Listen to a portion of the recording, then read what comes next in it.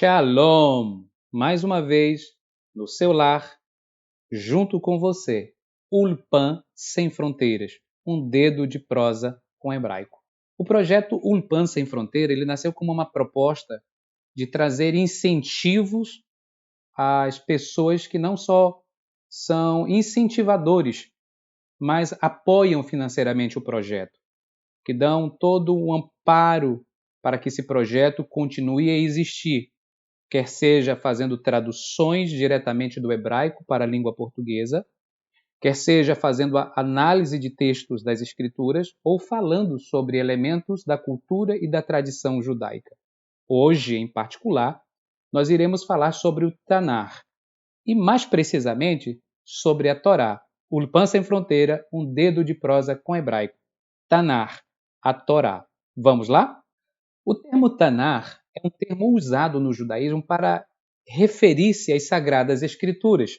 Tanar também é um acrônimo para referir-se aos escritos de Moisés, aos profetas e aos demais escritos sagrados contidos nas Escrituras. O acrônimo é como se fosse o acróstico da língua portuguesa, onde, por exemplo, vemos com frequência as crianças das escolas, no Dia dos Pais, utilizando o P para dizer que o seu pai é paciente, o A para dizer que o seu pai é atencioso e o I para dizer que o seu pai é inteligente. Pai, paciente, atencioso e inteligente. Isso é um acróstico. É assim que também funciona um acrônimo na cultura judaica. Vamos entender um pouco melhor. A palavra Tanar, em hebraico, como aparece aqui Tanar, Shalem, é um Tanar completo, uma escritura completa. E a escritura completa no judaísmo é aquela formada pela Torá, pelos Neviim e pelos Ketuvim. Vamos lá? Torá, Neviim, Ketuvim. Torá está aqui do lado, Neviim, profetas, Ketuvim, escritos. Mas, em particular, hoje nós nos centralizaremos na palavra ou na análise do Tanar com relação à Torá. A palavra Torá vem de uma raiz que significa lançar diante de. Como se o Eterno lançasse ou propusesse diante dos seres humanos, em particular de Israel, um caminho, uma alternativa, um caminho para a vida. Por exemplo, a Torá ela é formada por 5 livros atribuídos a Moisés. O primeiro deles, em hebraico, é Bereshit. Bereshit. Bereshit significa no princípio de. Nós o conhecemos como Gênesis. O segundo livro atribuído a Moisés é o livro de Shemot. Shemot, o seu significado significa nome. É o plural de Shem, nome. Shemot é o plural de Shem, de nome. Então, Shemot significa nomes, que é o livro de Êxodo. O terceiro livro é o livro de Vaikra.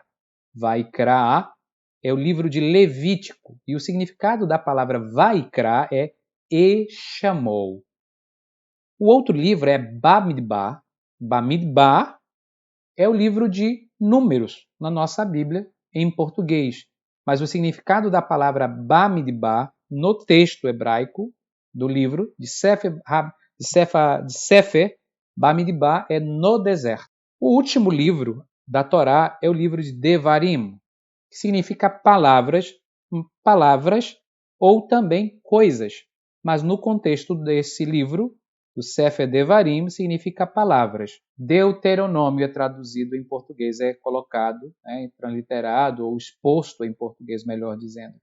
Então, os 5 livros da Torá, Bereshit, Shemot, Vaikra, Bamidbar e Devarim, cujo significado, no princípio de, nomes, e chamou, no deserto, palavras. Há uma coisa muito interessante quando se estuda a Torá. Por exemplo, todos esses livros, se eu selecionasse as últimas palavras ou os últimos versos de cada um desse livro, eu me depararia com as seguintes expressões. O livro de Bereshit termina com a expressão em português, no Egito. Em Shemot, toda a casa de Israel em todas as suas jornadas. No livro de Vaikra, no Monte Sinai. No livro de Bamidbar, junto ao Jordão, na altura de Jericó. E Devarim, que são palavras, que também é chamado Mishneh Torah, a segunda lei, ou a repetição desta lei, ou a explicação dessas leis. Os 2 últimos versos diz o seguinte: no tocante a todos os sinais e prodígios que o Eterno enviou para que fossem feitos na terra do Egito, a Faraó, aos seus servos e à sua terra, com toda a mão forte e com todos os temíveis prodígios que fez Moisés aos olhos de todo o Israel. Se eu pegar todas essas últimas palavras ou frases relacionadas a cada um desse texto, eu encontro uma mensagem que está bem presente na Torá. Sabe qual é? Toda a casa de Israel estava no Egito. Mas nas suas jornadas eles chegaram ao Monte Sinai. Eles viram todos os prodígios, os sinais enviados pelo Eterno, a fim de que fossem realizados na terra do Egito, a Faraó, aos seus servos e à sua terra. Pois com mão forte e com todos os temíveis prodígios que fez Moisés aos olhos de todo Israel, conduzindo-os ao Jordão, à altura de Jericó. Esta é a essência desta mensagem contida no livro da Torá. Não digo a essência, mas a síntese dos eventos históricos presentes nestes 5 livros da Torá, em Bereshit, Gênesis, em Shemot, Nomes ou Êxodo, Bereshit, Shemot, Vaikra, Bamidbar, Devarim. Há uma outra coisa muito importante ainda relacionada à Torá. A primeira palavra que aparece nas Escrituras é Bereshit. Ela é muito estudada. Mas tem uma coisa que me chama a atenção, ela começa com a palavra Bet, com a letra Bet. A última letra, a última palavra da Torá, melhor dizendo, é Israel. E a palavra Israel termina com a letra Lamed. Se eu junto a palavra Bet e Lamed, se eu usar a palavra como o hebraico se escreve da direita para a esquerda e não da esquerda para a direita, eu tenho a palavra Lev. Lev, em hebraico, é coração. A Torá tem a essência do coração divino. A Torá tem ali o quê? E o coração ele é apresentado como uma metáfora da mente, do pensamento e também da vontade. A Torá, então, nos revela aspectos do coração divino. Ela revela seus pensamentos em relação a Israel e aos demais povos.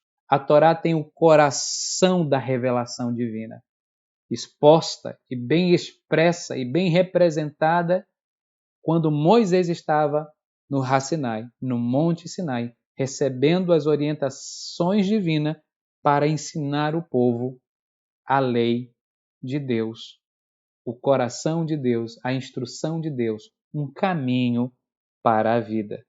Por isso, o Ulpan Sem Fronteira faz diferença, porque aqui você conhece os elementos importantes para compreender as Escrituras, os textos em hebraico e parte da tradição do judaísmo. Aqui estão meus contatos, ulpansemfronteira@gmail.com no Instagram, @ulpansemfronteiras e no WhatsApp, o DDD 93 98413 9730. Como dizemos em hebraico, Shalom, Shalom, Lehitraot.